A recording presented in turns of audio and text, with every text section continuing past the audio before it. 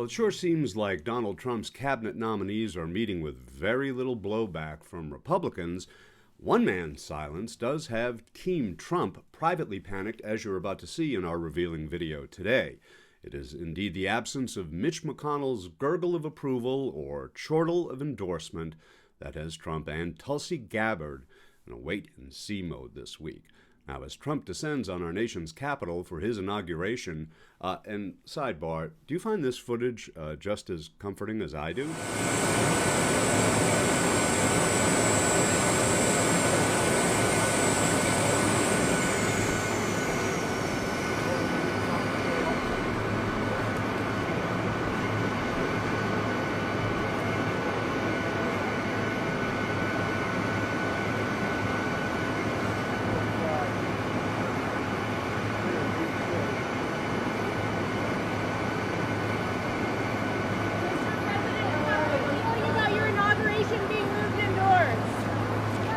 God, it's like Darth Vader.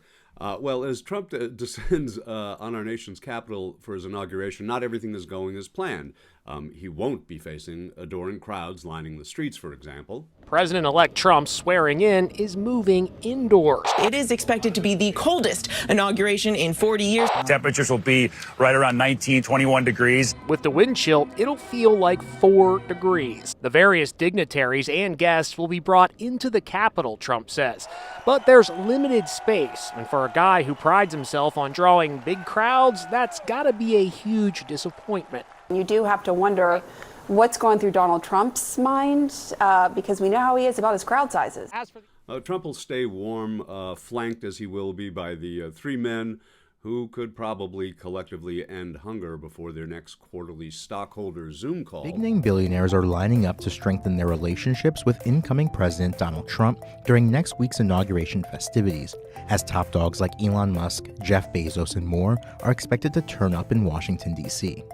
The world's 3 wealthiest people are set to attend.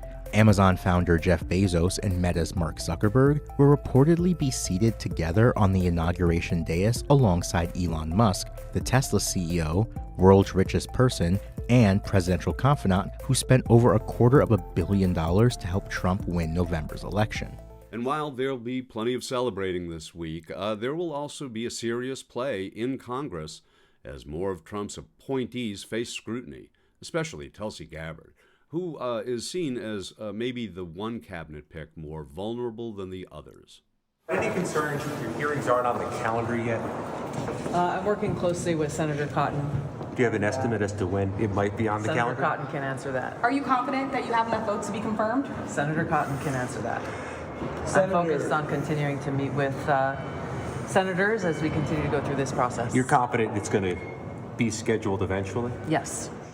And so the thinking goes, as you're about to see, that if a certain senator wags his waddle the wrong way, well, it could open the floodgates for other Republicans to buck Trump's appointees. Well, as Stephen Newcomb elaborates here on CNN.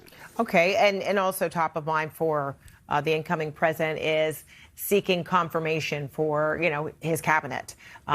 We all witnessed confirmation hearings last week, but you recently wrote a piece for Axio where you say Trump's team is worried, that former GOP leader Mitch McConnell's silence, particularly on Tulsi Gabbard, could spell trouble for her path with the nomination for Director of National Intelligence. What more can you tell us on that?